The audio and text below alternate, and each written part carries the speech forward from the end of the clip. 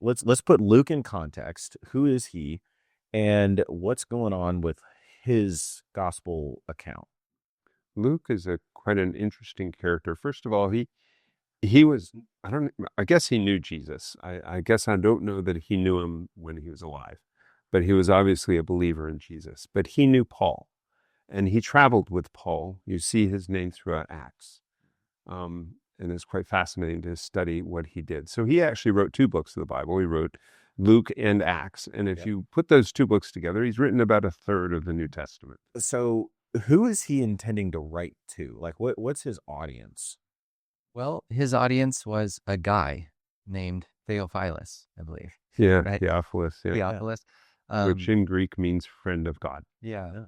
So it could be that this Theophilus in Luke's opening statement, he says to Theophilus, basically, "Dear Theophilus, here is my gospel account." Right. Well, and he goes into detail. He says that he checks all his sources. Yeah. I mean, it almost sounds like he's a modern writer, trying to check and make sure everything's accurate. Yeah. So for someone who actually might be a little skeptical about the details and stuff, maybe start with Luke. I mean, he seems to be concerned about some of this. I think so. I think, generally speaking, when you notice an apparent difference or contradiction between a story told by Luke and the same story told by somebody else like Matthew, I tend to prioritize Luke for accuracy of details, and Matthew or not others, of truth necessarily. Yeah, of these little nuanced details. In Matthew or others, maybe like abbrevingness or choosing to rearrange things in a certain way, which is fine, again, in that style of writing. But Luke says explicitly at the beginning, I'm writing to give an orderly account of what really happened. Yeah. So it sounds like Luke is trying to be more specific and detailed and to press into that more than the others. Yes. Interesting. So we have this guy traveling with an apostle, the Apostle Paul. He's writing this orderly account to either a person or a people group of Theophilus, right? People of God, or a person's name, which it was also a name. What else with his audience might be important? Is there anything else that would help us put in context? Well, I might add that it's known that Luke was a physician. Now, we don't take him to be a medical doctor like we have today. Medical practice back then was totally different than we have today.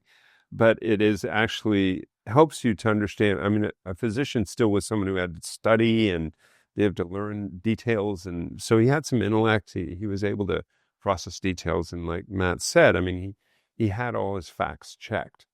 He went about trying to really verify things. I mean, we can tell that from two of the Gospels tell us about the infant narrative of Jesus. So we have Matthew and we have Luke, and Luke goes into great details about that part of genealogies in Matthew, and Luke also has genealogies. That's right. Yeah, they tell them from different perspectives again, but they're of the same person and the same reason.